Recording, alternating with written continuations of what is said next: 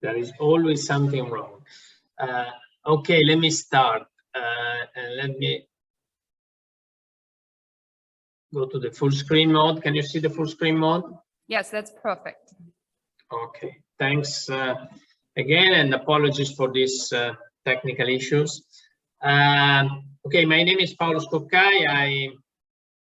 I work in Italy at the Università Cattolica.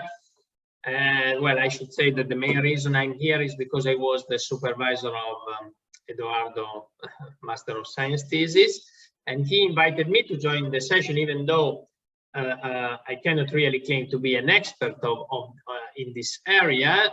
So what I did is, let's say, try to propose some sort of short review of the literature in this area, hopefully providing you some, issues and questions to be discussed together, since the nature of a symposium is, generating discussion and debate across the participants. So let me move to what I would like to tell you. Well, I'm sure many of the people in this room and online are familiar with the issue of eliciting risk and uncertainty preferences. We are all aware that risk preferences influence many farmer decisions. You have a list here in the slide. So the choice of the crop mix, technology adoption, issues like entering contract farming or deciding whether or not to insure their crops, and so on. So this means that having an accurate measure of these behavioral factors is very important. And we all know that the methods that we use for listing risk preferences are based on primary data collected via experiments that are carried out directly with farmers. Since these techniques have evolved over time in several directions, what I'm trying to do in this short communication is to briefly review part of this literature and analyze some methodological and practical issues that are also related to behavior and psychological factors that are the main point for discussion in this section. So, well, I'm sure many of you again is familiar with this kind of definitions. Of course, definition and classification is not always the same, but one possible classification that we typically adopt is this difference between risk, uncertainty, and ambiguity. And risk is a situation in which probabilities of the events we are discussing are known, while we define uncertainty a situation in which probability are not known, but agents can form a well-defined subjective probability distribution for the events we are discussing. Ambiguity is the case in which information and experience do not allow agent to form a well-defined subjective probability distribution. Why I propose you this classification? Well, mainly because the large majority of the studies that I have, that I'm aware of course, I cannot claim to be, to have knowledge of the whole literature, which is really, really large in this area. The large majority of the available studies are related to the elicitation of risk preferences. More recently, I should say, the elicitation of uncertainty and ambiguity preferences is becoming more popular in several papers that have been published, but this seems even more challenging. So already eliciting risk preferences is challenging somehow. Eliciting uncertainty and ambiguity is even more challenging. Well, this literature goes back quite a long time, because the first experiments in this area go back to the 80s and are typically based on the classical expected utility framework.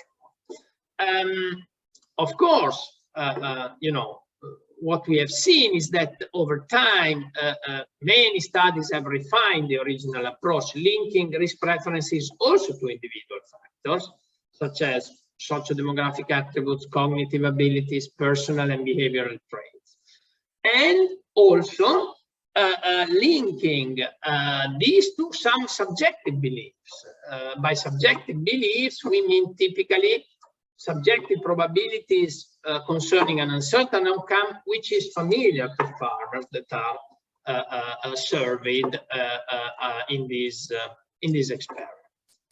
Well, also the the theoretical framework has evolved over time, because if most of the studies that are available in the literature are typically based on expected utility theory, and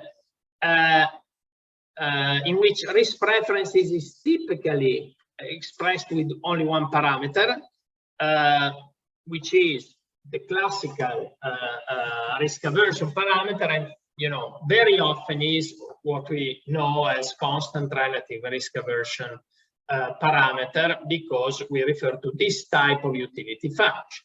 More recently, prospect theory has been proposed, in which risk preferences are expressed with 3 parameters rather than 1.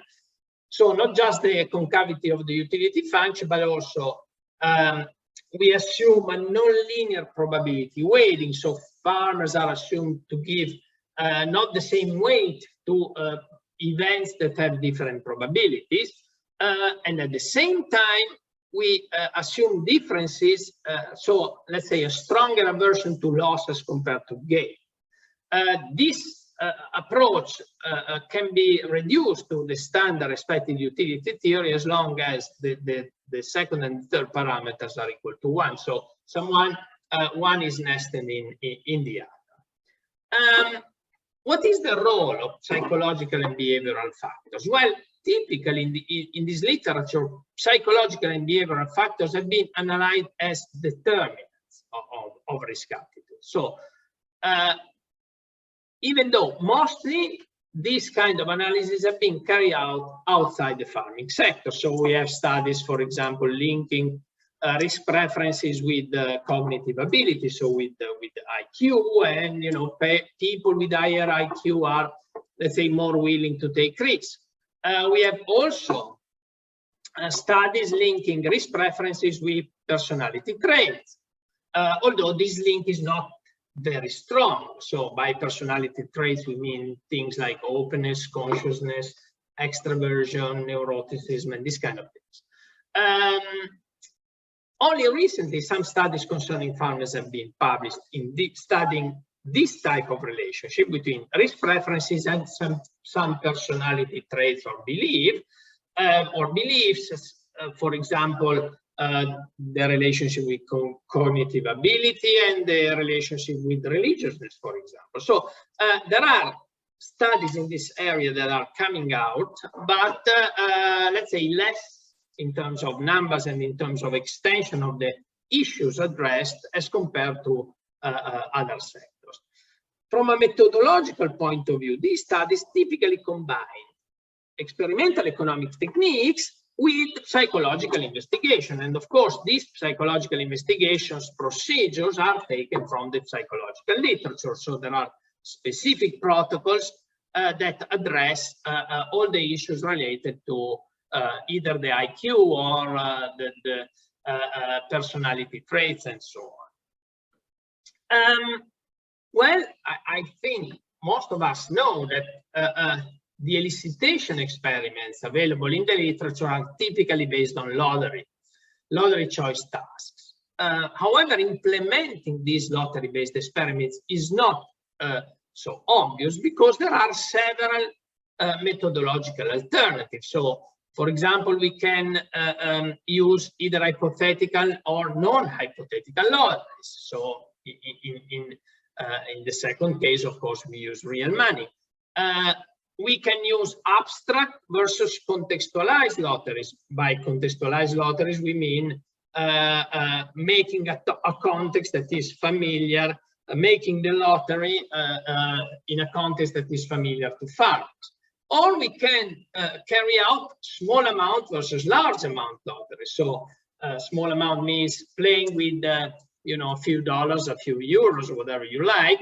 Large amount means playing with the true amount of money that are involved in the choice of the farmers.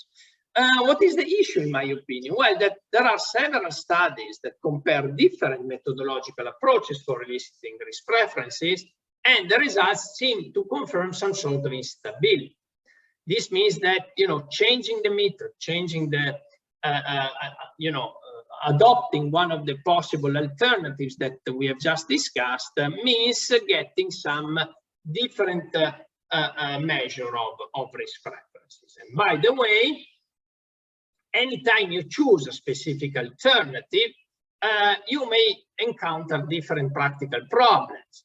One typical example of this problem is that if you choose to run a contextualized experiment with you know, a large scale amount of money used for running the lottery, well, of course, researchers are forced to run a hypothetical experiment because it is practically impossible to run a real money experiment with huge amount of money, with, you know, $10,000, $100,000, or whatever you like. So, however, why are these risk preference measures so important? Well, because are potentially important for explaining a number of farm management choices. So, in the literature, some of them are. Some of these studies are very recent. Some of them are go back quite a number of years. But you know, they typically link elicitation experiments with a number of farm management choices. Here you see a rather long list: crop mix, contract farming, insurance uptake, technology adoption, response to agri-environmental policy, investments in farmland, and so on. So what happens from a methodological point of view here? Well, these studies typically combine the lottery-based experiments with other data derived either via surveys or via additional choice experiments, in which farmers are asked to choose among different alternatives in terms of the management choices we have just discussed. So, what are, in my opinion, some issues for discussion that I hope we can you know, share after the other people that are presenting their own contribution.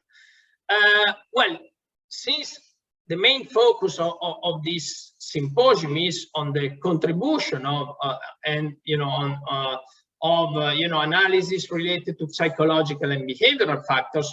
Well, one issue is why the relationship between risk preferences and psychological and behavioral factor is less investigated in the farming sector as compared to other sectors. So are there specific barriers?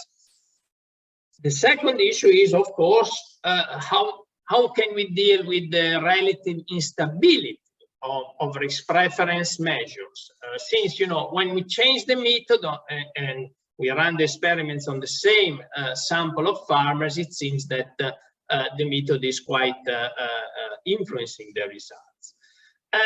And what about the combination of several investigation techniques? Do they create further problem? Because, for example, in some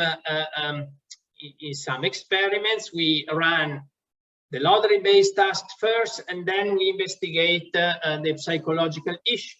Or we run the lottery and then we investigate via choice experiment specific management choice by farmers. So does one procedure influence the other? What is the right sequence? First the lottery and then the other investigation, or the opposite? So I think that these issues, well, there are, of course, studies that already address some of them, but these issues are somehow still not exactly we haven't taken a final, you know, a final solution on how to address this issue. So I hope that among the issues we are going to discuss in this symposium, we can, you know, say something about in which methodological direction should we go if we want to, you know, take all these considerations together. So, well, this is my presentation. I hope I was reasonably in time, and I hope you could hear me properly. So I give the floor back to Carola, and I look forward to have to the presentation of my colleagues over there. Thank you. Thanks, Paolo. There will be time after all 4 presentations for longer discussion, but are there any immediate questions for Paolo before we move on? Okay, then our next speaker is Travis Leopard.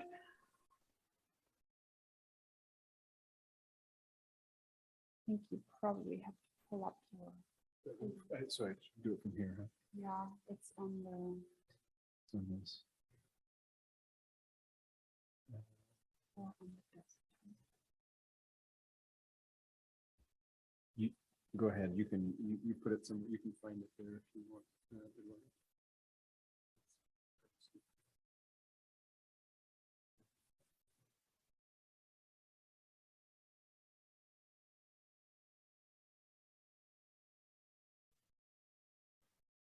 Except I think, let's see if that still shares one.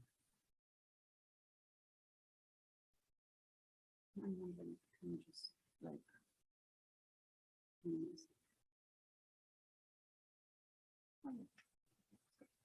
Okay.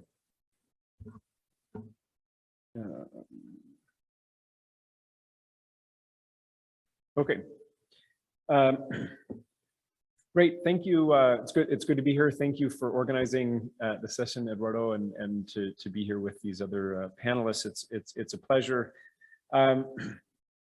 The work I'll be talking about here is it's going to be a bit of a blend of kind of a mashup of recent work that I've done, much of it with my colleague Bruce Weidick at University of San Francisco, and much of it sort of casting a broader net than we'll do here. So I'm gonna be toggling between kind of a general perspective on hope and poverty and development, and a more specific kind of narrow focus on what does this mean for agriculture, for agricultural producers in particular. Okay, so you'll have to kind of bear with me as I toggle between those 2 different perspectives.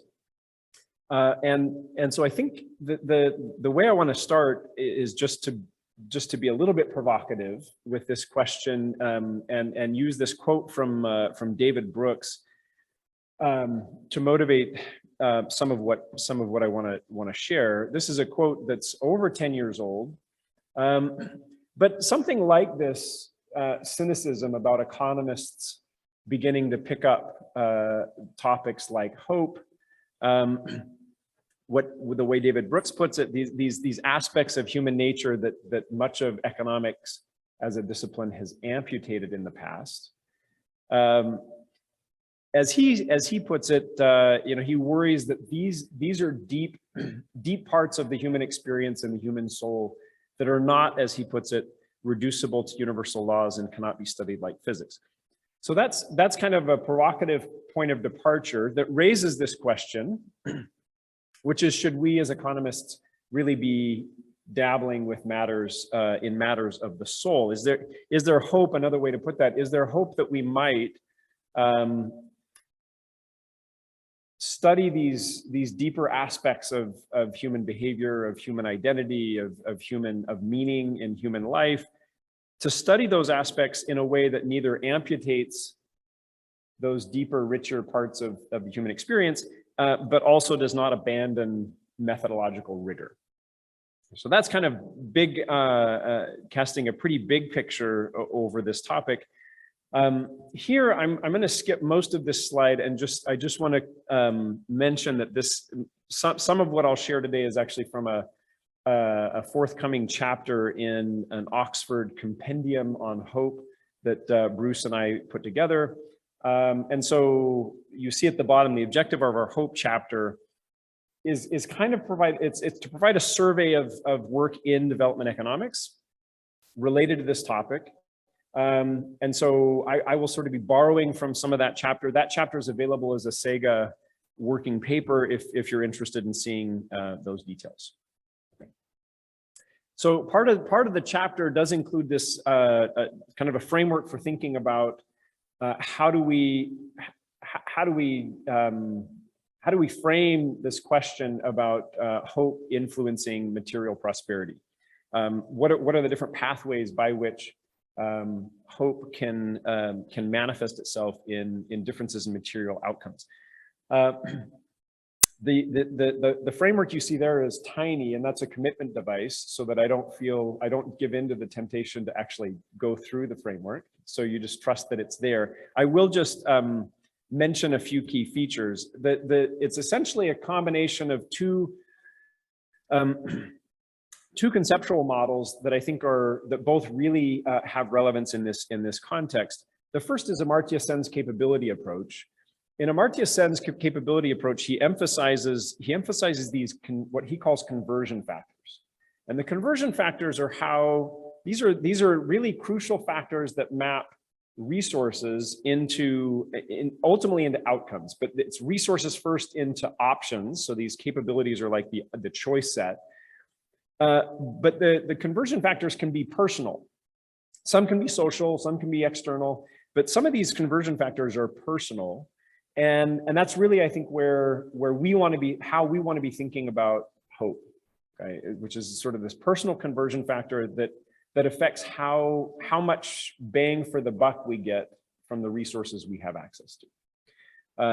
One of the interesting things in Amartya Sen's work is his emphasis here that external constraints that persist for a sufficiently long period of time can ultimately become internalized, so that they start to shape the personal conversion factors, so that even when the external constraint is lifted, the behavior continues to be constrained, right? It still sort of manifests that constraint.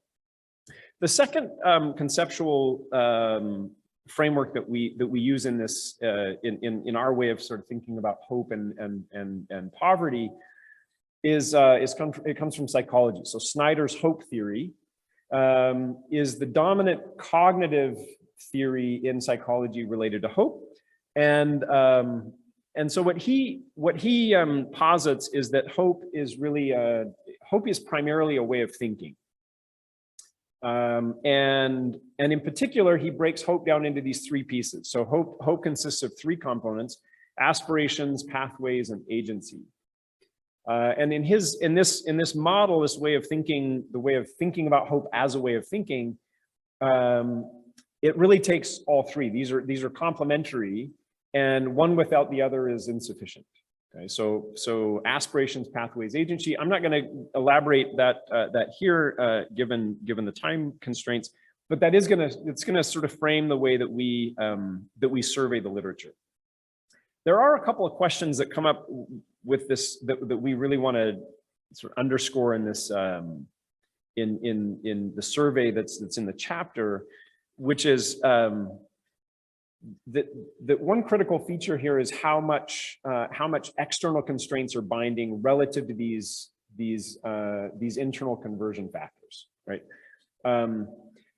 Obviously, when external constraints are binding, no amount of aspirations or agency, self-efficacy, no amount of internal conversion factor improvement is going to change outcomes if there are hard binding external constraints, right? So that's one thing that's really important to keep in mind, is that there has to be sort of slack in the system for these beliefs to actually matter. Okay, so when we look at the recent literature in development economics across these three components of hope, you see that most of that work has been done related to aspirations. Now, that's not too surprising, because in economics, the aspirations part of hope actually has the most direct mapping to a familiar kind of theoretical construct. Okay, a lot of economic models have beliefs embedded in them, beliefs about subjective probability distributions that we just heard about with the elicitation of risk preferences. So So our sense of what's possible or goals that we might have been embedded in utility functions, right? So there is a way to kind of put those into a familiar economic framework. And you see here across these three domains that we'll focus on: education, employment, enterprise. You see there some description of the different studies that have been conducted, say, in the last 8 years on aspirations. For the context of this panel in this session, agriculture falls under enterprise. Okay, and we'll see actually in just a moment how dominant agriculture is in the second component, agency. So agency is implied by every economic model we write down, because anytime you write max or min, you're implying agency. You're implying some ability to choose or to affect outcomes, right? So any optimization model implies agency. We don't typically, though, engage with it as a construct unto itself, right? Psychologists have, right? So psychologists have a whole menu of constructs that relate to agency. So that includes self-efficacy, and includes locus of control, it includes learned helplessness. So there's a whole set of concepts and constructs from psychology that we can tap here. This is actually where a lot of agriculture work in the agricultural domain, in particular with agricultural technology adoption, comes up. Okay, so and I'll show that on the next slide. And then the final one, pathways. Pathways here is sort of a reverse. It reversely is represented in economic models. It's in its reverse form because pathways suggest the absence of a constraint or the relaxation of a constraint, that you can kind of envision a pathway to get to a particular goal. So I'm going to mostly gloss over that, and this is why I'll gloss over it for this session, is that so this matrix just shows like in citation. So this shows you like over the last 8 years or so in development economics, the kind of empirical research that's been done on these different domains, right? So, or across these domains in columns and across the components of hope down the columns, everything in red is agriculture, okay? So the thing that's pretty striking here, obviously, is that all of the work on agency has been essentially agricultural technology adoption. Okay, so with that in mind, let me just, and here I'm going to actually skip this slide entirely and just go to this empirical patterns in agriculture. So what are those papers in agriculture that have been written recently that give us a sense of how agency affects outcomes?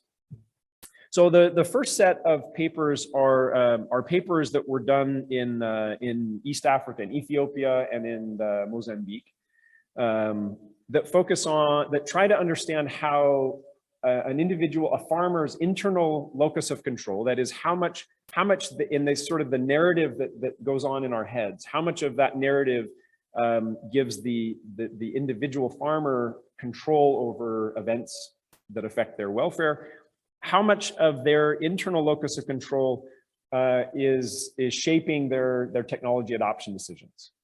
Okay, and those papers, all three of those that are done very carefully, show a very high correlation, but they don't really get to the point that they can tease out causation, right? And that's mostly because it's kind of hard to figure out how you come up with an exogenous variation in locus of control.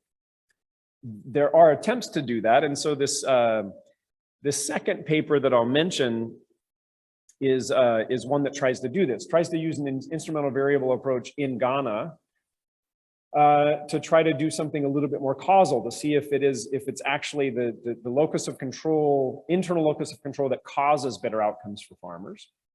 And here I actually find that the first stage here is almost the most interesting part of this paper. The first stage is using this the historical success of cocoa cooperatives in Ghana. This is going back generations. The success of cooperatives in the past as an instrument for modern day contemporary locus of control. And they actually find a sufficiently strong first stage to justify it as an instrument, and then go on and find that that instrumented self-efficacy appears to increase the benefits from contract farming today. So let me, perfect. So let me just end. I'm going to end with this slide. This is sort of intriguing in the context of discussion. I think this is interesting to put on the table, which is the reverse direction, right? It sort of builds on that historical instrument in Ghana, which is how does agriculture, how does being engaged in agriculture actually shape hope? And here hope I'm using as kind of an umbrella for these, obviously in hope theory, for these three things: aspirations, agency, self-efficacy, locus of control, pathways. So how does agriculture affect hope? There's two really interesting studies that I think are, or set of studies that are worth bringing up here. The first one is by Philip Ross, where he shows that heavy reliance on highly stochastic agricultural production generations ago, like literally hundreds of years ago, and here he's tracing ethnicity, it reduces measured internal locus of control today. So they basically, the story is that somehow in these overlapping generations of your ancestors, that your sense of control over what matters to you is being shaped by the stories that you inherit from your grandfathers and great-grandfathers and is passed down. And somehow these ethnicities become sort of a repository for stochastic shocks that affected welfare in the past, right? So the paper is called The Ancestral Roots of Locus of Control. So that's one thing that I think is just intriguing, and it's kind of, it's a head scratcher a little bit. Another one that doesn't reach back over time, but looks over space is what I'll call the rice-wheat culture wars. And the rice-wheat culture wars is, it's not exactly a war, but it's essentially like comparing places that are suitable for rice cultivation to places that are suitable for wheat cultivation. And the difference between the two is that rice cultivation demands much more interdependence. It demands kind of collective management of irrigation. It demands timing of operations, whereas wheat is a very individualistic kind of pursuit. And sure enough, this is from a recent related paper. Sure enough, the places that, with a variety of identification strategies, the places that are more suitable for rice, as they put it, are much more likely to foster interdependent self-construals, greater loyalty and nepotism, tighter social norms, lower relational mobility, and more holistic thinking than the places that are more suitable for wheat production that don't require as much communal and collective organization in the production system. So I'll stop there. Thank you for the time signals, and look forward to the discussion.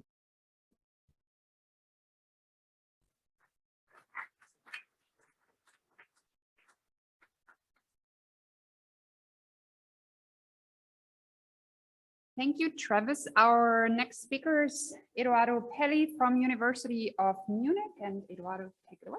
Thank you. So,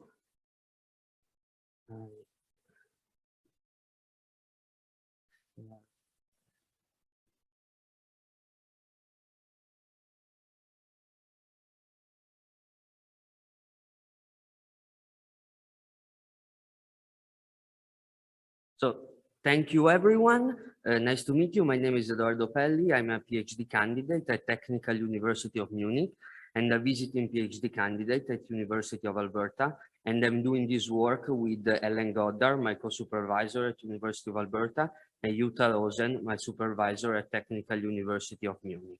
And as Paolo Scocai said before, I did my master thesis with him in Italy.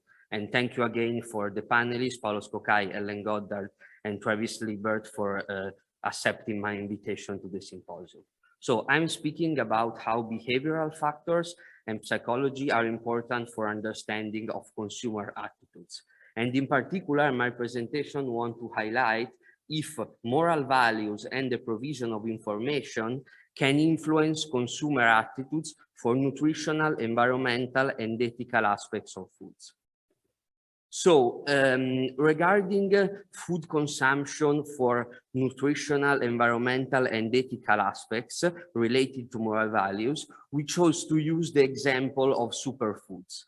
Superfoods are vegetable products mostly coming from developing countries like avocado or quinoa. And these products are sold in developed countries like US, Canada, or Europe with purported nutritional benefits. So they are marketed with nutritional benefits, but this is not supported by scientific evidence. So there is a very interesting case of controversial nutritional evidence, also because of a lot of high and inaccurate marketing campaigns.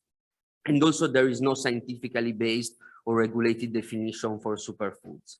And besides this nutritional controversy, superfoods have also some environmental and ethical and socioeconomic issues in the country where they're produced, such as, for example, excess use of pesticides or unclear conditions of the farm laborers and market power problems for small-scale farmers. And therefore, because of these problems regarding the nutritional evidence and this environmental and ethical concern, we thought that these superfoods may be related to moral values. And also we chose the example of superfoods because, as we can see from some quite old statistics, there have been a marketing trend in Europe and in the US, and also this marketing trend is controversial because, yeah, for example, in this photo of avocado, they marketed as being good for farmers in developing countries, but that's, as I said, is controversial. So therefore, Eduardo, excuse me, can you share the screen, please? Yes, sorry. Yeah, I shared only to the audience here. So you see now? Yes, thank you. Sorry. Okay. Okay. No, I'm not seeing. No, sorry, I'm not seeing anymore. Carola, sorry. I'm not seeing the presentation.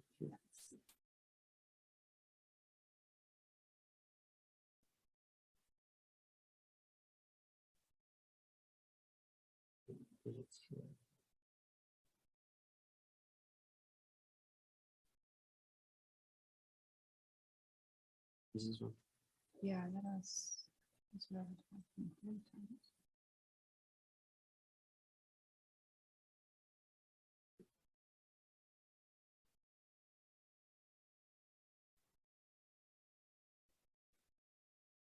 We do have a text service. I'm not sure where it is, but I think it froze, unfortunately. Oh, it's totally frozen. Like we have not your screen. Yeah,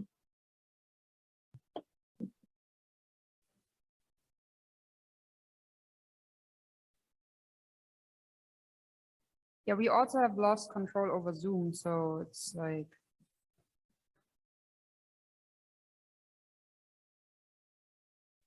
So if anyone has urgent questions for Paolo and Travis, go ahead, because it's and if anyone sees text service outside to find and I yeah, it's like, you know, how you get that task window where you can just stop everything, like that's also gone.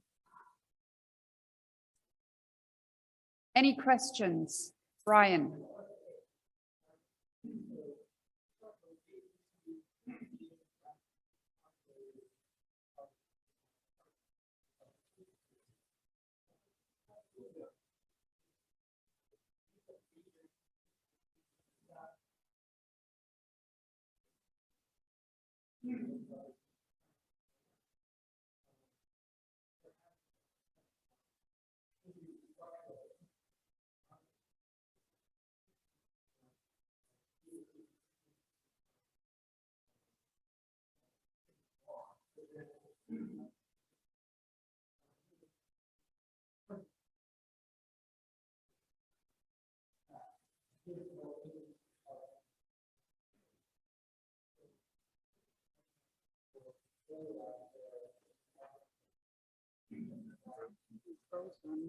I mean, the thing where you escape, like it's. Oh, not yeah, you're popping up right. Either. Yeah. It's not popping up, so it's very weird.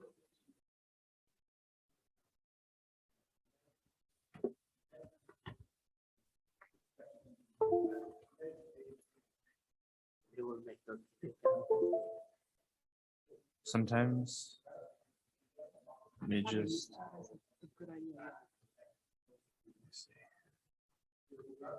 You guys are in Zoom, right? Do you want to continue what you were doing? Okay. Yeah, but then figure that out first.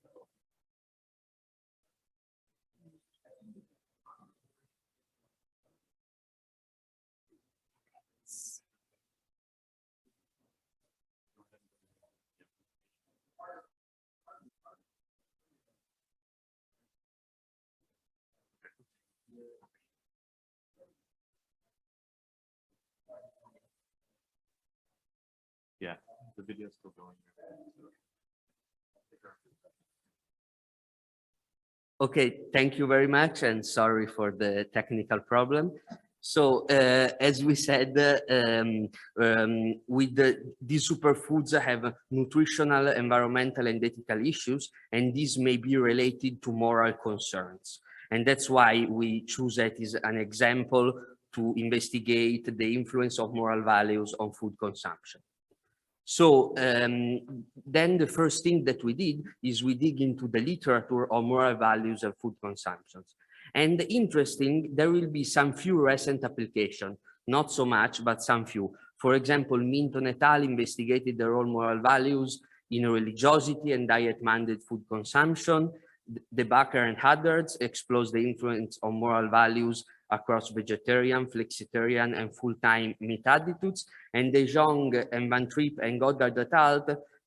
Investigate the role of moral values in animal welfare.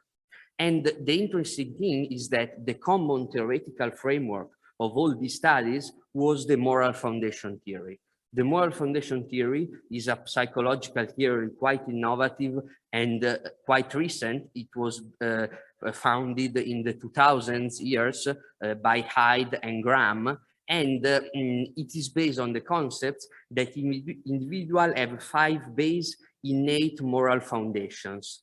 And then these moral foundations are shaped differently by culture and experience. As we can see from the slides, the 5 categories are here: care, fairness, loyalty, authority, and purity. So the authors develop not only the theory, but develop also an analytical method to measure the strengths of the moral foundations for each person. And they did it with a moral foundation questionnaire. So as we can see, for each foundations, like for example, care and her opposite arm, there is a sentence, and it is asked a question: when you decide whether something is wrong, to which extent are the following considerations relevant to your thinking? And for example, the first is whether or not someone suffered emotionally. And then the sentence of this person is measured by a Likert scale from 1 to 5, from not very relevant to extremely relevant. So what we did a quantitative survey, of which here I'm presenting the pre-studies, both in Canada and in Europe, in which we measured the moral foundation scores with these questionnaires. And we did it for all 5 categories. Here, they are only 6 sentences from 2 categories, but in total is 15 sentences for 5 categories. And also we developed, that was our idea, a food moral foundation questionnaire, inspired by this and by the work of De Jong. Then, in our survey, also we developed a choice experiment to go more in depth in the concept of superfoods and to see the relationship between the moral foundation scores and consumer food choices for superfoods. And we chose the example of quinoa because it's a superfood marketed with presumed nutritional benefits and then some environmental and ethical issues. And we did the choice experiment with 3 quality labels that somehow, of course, not in a perfect way, try to somehow cover the environmental, nutritional, and ethical aspects. And we choose the label of Nutri-Score because it's a very highly debated topic on that. And then we choose the label of organic and the label of fair trade. And for Nutri-Score, we choose Nutri-Score A, which is the best score because quinoa has the best score. And then each label has 2 levels, which can be present or absent. And then we had 6 levels of prices. And we did the pre-test in both countries, in Canada and Germany, and we are analyzing the data. And soon we will launch the full survey. And as we can see here, there are small differences, of course, adapted to the countries. So we provided also an information treatment on the nutritional aspects of quinoa and on the environmental and socioeconomic issues. And as we can see from the slides, the nutritional issues are controversial because there is marketing trend, and also we have controversial socioeconomics and environmental issues because of excess use of pesticides and unclear condition of small farmers. So these are the just the preliminary numbers of the 2 pre-studies, and here we have some very preliminary results. So we have a simple model and with the labels, and this simple model is quite intuitive. The price coefficient is negative and the coefficient of the label is positive, meaning that the quality label increase consumer utility. Then we did a model with the moral foundation. We reduced the factors of the 15 statement of moral foundations in 2 factors of moral foundations, and we put the factor together with the label. And as we can see, most of the factors are somehow significant, and this means that moral foundation somehow influence the food choice of the label.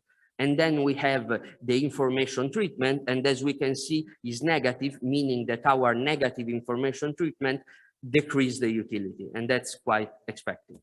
This is the willingness to pay for the entire sample, and I can skip because it's very in line with the previous results.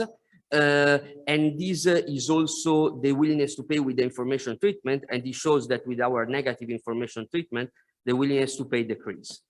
Then these are the data for the German model and are very similar to the Canadian data, and then we can discuss that in the later.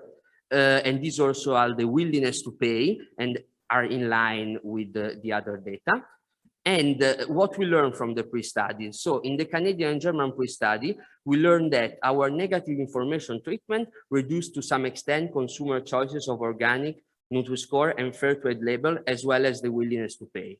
And also we learned that somehow the moral foundation both influenced the choice of organic, Nutri-Score, and fair label of Canadian and German consumers. And then, of course, in the full survey, we will add new scales that maybe we can discuss in the discussion. These are the references where we base our research. And these are the acknowledge section. And thank you for the attention. Sorry, I went quite fast to be in time, and look forward for the discussion.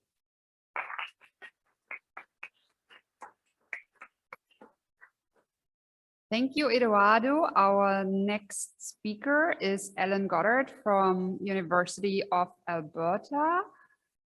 Ellen, are you able to share your screen? And let me see, because right now I see that, but we have this problem again that there's a different screen on the, hold on a minute, Ellen. I need to figure out how, oh, okay, we're getting there. Now see it.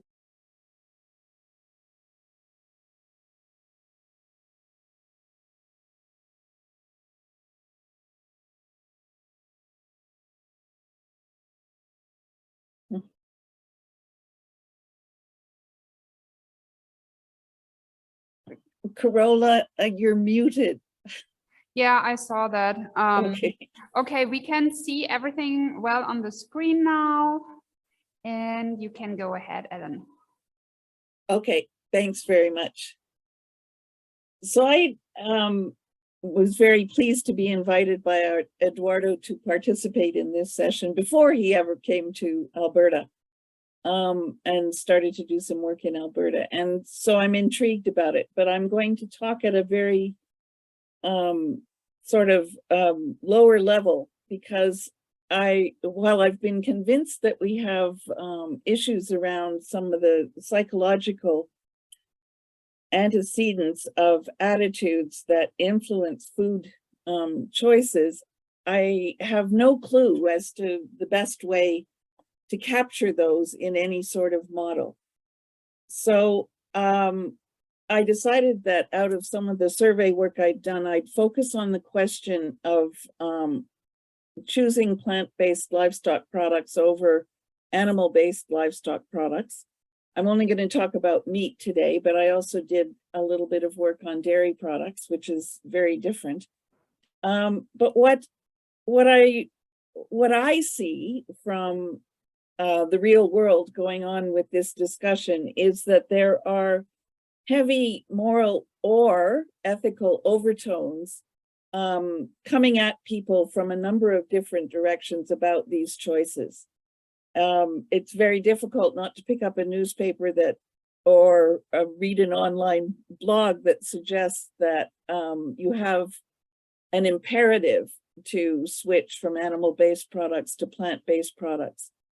And how people interpret that is interesting to me, and whether it can be explained by some of their fundamental beliefs, I think is kind of important to understanding how this is evolving. So the first sort of empirical question I had, after I asked people quite a bit about what they currently eat in terms of meat or dairy products, is how to characterize that, because a majority of people actually eat both of those products. So they don't eat both at the same time. They don't eat both perhaps with the same frequency. So we do have people that eat animal-based products only and plant-based products only, but they are to a certain extent less common than people who eat both. And I decided to characterize the both people into people who eat the animal-based products more frequently and people who eat the plant-based products more frequently, but definitely eat both. So this is what it looks like for meat in a national survey that I did in Canada in 2020. So we have not 50% of the sample, this is in percentage terms, that eat meat only, and a very small percentage, less than 5% of the population that responded to the survey of 1,800 people eats plant-based products only. We have quite a large group of people, about 42% that eat both, with meat being eaten more frequently than plant-based type products. And we have not quite 10% of the sample eats both, with plant-based products more frequently than animal-based products. It was also interesting that if you added up the numbers in this chart, you come up with slightly more than 1,800, because there's some people appearing in both of these groups that eat plant and meat-based products equally. So they get counted twice, and that represented about 8% of the sample. But this is the chart just to show you the data for dairy products. And we have many more people in the dairy sample that eat both animal-based and plant-based dairy products, with the animal-based products or the dairy products properly representing more frequency than the plant-based products. But you can see on this side of the scale, if you lump these three together, we've got vastly more people than are eating animal-based dairy products only. So what I'm interested in is, where are the beliefs, attitudes, and other behavioral influences that are driving these decisions? So we've got a choice of in both of these sectors of animal or plant-based or not eating any of these. And of course, prices and income are going to drive a lot of this. Demographics are going to be important and in one key area, critical. But other things that may be influencing things are environmental attitudes, animal welfare attitudes, attitudes towards the risk perceptions associated with certain foods. And my real question is, where do moral foundation theory that Eduardo described feed into all of this? Do they influence the decisions directly or indirectly through some of these other variables? So just to give you a brief overview of some of the variables we used to capture environmental attitudes, we did the myths of nature that were proposed in 2000. We have two different scales around animal welfare in general, although Herzog's scale is not really a welfare scale. It's a more fundamental scale about what you believe about the role of animals in society. And we have some very specific animal husbandry questions related more directly to animal welfare. We do a little bit of risk stuff, specifically in the context of hormones and antibiotics. And this is the moral foundations theory that I won't go through it, with the exception of saying we only focused on care, harm, and fairness, cheating, and as a result had 6 statements that Eduardo described in our survey. We did not focus on the other 3 moral foundations. So how do we handle the moral foundations in our modeling, and can we capture an influence of these on decision making? So moral foundations could be captured as individual or aggregate explanatory variables directly. We could include attitudes which might be influenced by moral foundation beliefs, but not the moral foundations themselves in the modeling. And we could, as I've done before, cluster on the basis of moral foundation theory, estimating separate models for each cluster, which is not econometrically efficient. So just to give you some idea, so fundamentally, are the moral foundation beliefs correlated with some of the other beliefs, such as environmental beliefs or animal welfare attitudes? So these are the myths of nature, the animal attitude score, the animal husbandry score, and these are the 2 moral foundation factors that we came out with from our 6 statements in the survey. These numbers highlighted in red with too many significant digits, sorry about that, are the correlations between the individual variables such as animal welfare and environment and the 2 factors that we came up with. And although many of these are significant, they're also relatively small. The biggest links are between the fundamental animal attitude beliefs and the fundamental moral foundational beliefs. These other factors are very small. And I think that's interesting to note.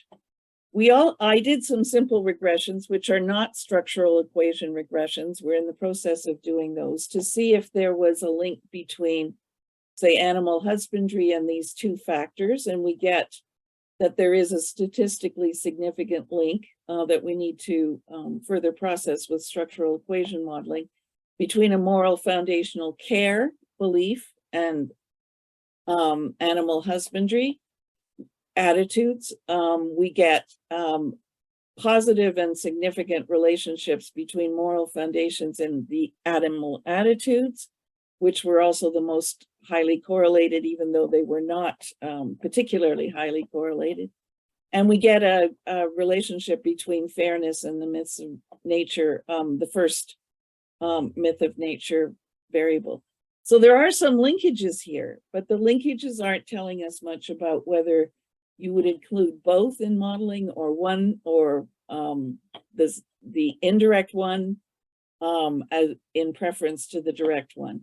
So just to give you some idea of the modeling on the meat side, I have my 4 categories of people: the ones that eat meat only, the ones that eat plant-based only, the ones that eat both meat and plant-based, the ones that eat both meat and plant-based, with plant-based dominating.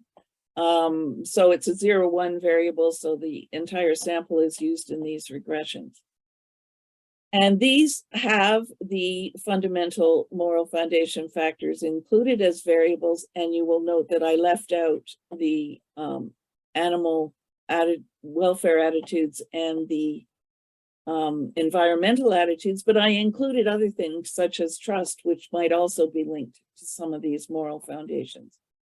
Interestingly enough, if you look at people's trust in environmental advocacy organization, they are less likely to eat meat and more likely to eat plant-based diets, but it doesn't influence the other groups that they could possibly be in. If you have more trust in animal welfare advocacy organizations, you're less likely to be in the eat meat only category, and more likely to be in the one that includes both meat and plant-based, but more meat than plant-based. Environmental knowledge, self-assessed, has you appear more in the eat meat only category, has less and has you appear more in the plant-based only category. Interestingly enough, age as a demographic variable is the main indicator. Older people, like me, I guess, want meat and they're not going to eat plant-based only or either of the combined plant-based diets to the same extent. This was a choice of taking the model, coming up with two clusters. The first cluster has low agreement with the moral foundation statements. The bigger cluster has high agreement with the moral foundation statements, and just picking this one category. And you find out, and putting the actual indirect variables in rather than the moral foundation scores, obviously. And you find out that there are different responses to some of the indirect variables and very different responses in the two clusters to these variables. So although there may be links between moral foundational beliefs and some environmental animal welfare attitudes, it is possible to include both in some regressions because they're not highly correlated and they're not explaining exactly the same things. The moral foundation beliefs do influence attitudes, which do influence meat and plant-based choices in this case. Clustering the data on the basis of moral foundational beliefs does generate different responses to some attitudes across clusters. And belonging to different groups, whether you eat meat, plant-based, or both, does show different responses to attitudes. And possibly to moral foundational beliefs, but it's a little bit harder to unpack that since through basic regression, we're not picking that up at this stage in our analysis. The other question that we're left with is how should we categorize the people who eat both animal and plant-based products, who dominate these markets for livestock products? So those are some of the questions I'm left with. And I'm certainly not left with the idea that I walk away from moral foundations as a potential explanator for some of these food decisions. I'm just a little bit puzzled at the best way to incorporate them into the analysis. So those were some of my references that I used, and thank you for listening.